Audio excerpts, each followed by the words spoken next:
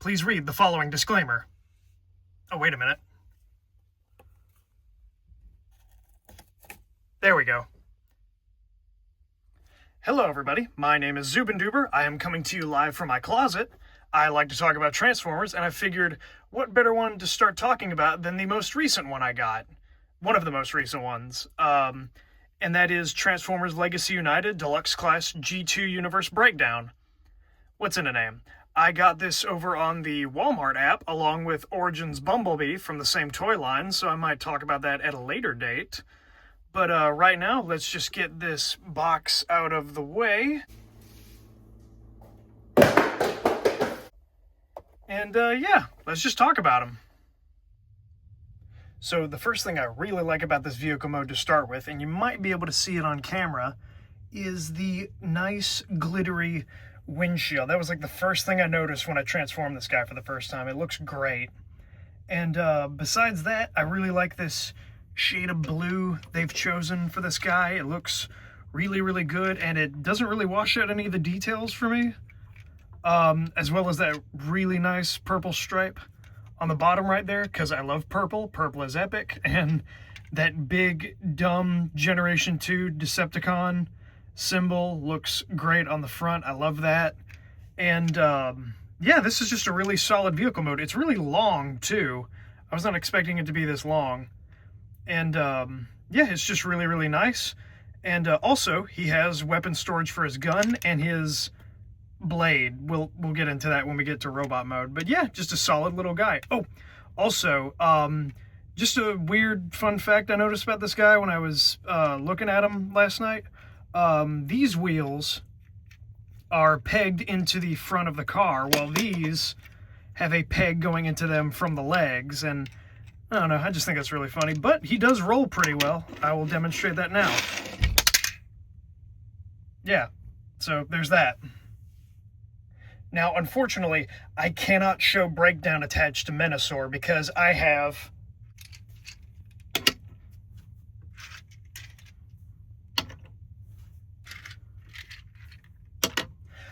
all of the Stunticons except for Motormaster. I waited too late, and now if you go anywhere on eBay, he's like $300, and I don't want to pay that. I just don't. But yeah, so we're not going to do that. But for size comparison, here we have him with all of his Stunticon buddies, except for Motormaster.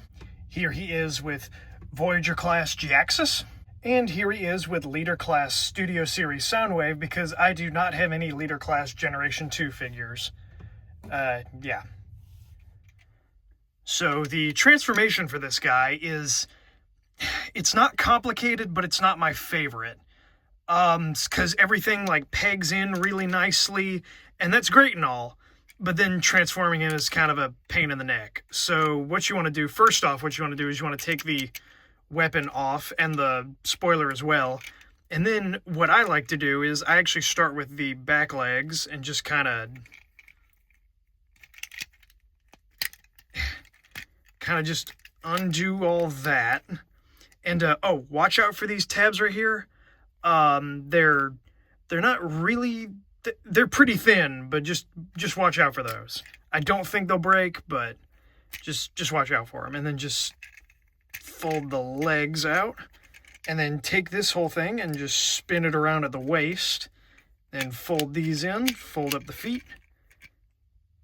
and then just unpeg them like that. And then this is the part I don't like, is unpegging this hood, because all this clear plastic right here really scares me because it tabs into right here on the hood. But what I like to do is I like to take this whole section and just do that. You can hear that plastic like moving around. I don't like it. What you want to do is take that and move that down. And then what I like to do is I like to fold this out, fold those up like that, and then do that. And then take the arms and then just flip those out and do that. Fold those out. Take the entire chest plate, fold out the head, and and just kind of straighten everything out, and there we go. He is a little guy. I was not expecting to like this robot mode as much as I do, but man, it has really grown on me since I've started messing around with it, which is just crazy to me because I had Wild Rider for a couple of years now, and that figure just did nothing for me. It was just not fun to play with. I just did not vibe with it at all. But this I can vibe with, especially all of the purple. I love that so much more of the purple comes out, especially on the legs and the head and everything in robot mode. It just looks so cool. My one minor complaint, and it's not really a complaint just because it's like, it's completely optional if you want to have it this way, but the instructions tell you to have this backpack like that, and God, it just looks really dumb and stupid and ugly. So what I like to do is I like to do the Dr. Lockdown Breakdown Backpack method, registered trademark, if you've seen his review on the G1 version of this figure. But I just take these little pieces right here and just fold them up like that, and then just straighten everything out. And yeah, it looks a lot better. I mean, yeah, he's still got like a lot of junk going on in the trunk. He's even kind of leaning forward a little bit because I've been messing with him so much. But I mean, it looks fine. I like how it looks. Speaking of looks, I really, really like this head sculpt. It's nothing crazy. It's just kind of, it's breakdown. But it just looks really nice, and like you can kind of tell on camera, but not really. But there's kind of a metallic paint to his face. It's almost kind of like the windshield where it's all glittery. It's kind of like that. And I really love this shade of purple on his head. It makes him, he almost kind of looks like Galactus in a way, which I think is really awesome. And let me just move this up a little bit more. His eyes are painted yellow, which is really nice, which is really weird because he has light piping. Like, he has light piping or just something for it, and then, like, you can't look through it at all because the eyes are painted. Again, not a big issue, and it's not even really that big of a deal because the eyes do look good, but it's just kind of odd. There's a lot of figures like that in Legacy and Age of the Primes where they just kind of have light piping, but then just paint over it for some reason. I don't know. For his weapons, he has this cute little blaster, if my camera will focus. Nothing really crazy about it, just a simple, standard little Transformers blaster. Looks really cute. Like it a lot. And he comes with this spoiler. I think the only other, I keep saying I have complaints, but the only other thing that kind of drives me nuts about this figure is there's nowhere to put this spoiler when you're not using it, except for through the power of Evo Fusion. You guys remember that from Legacy United? I can combine their weapons into this. Yeah. It's really dumb.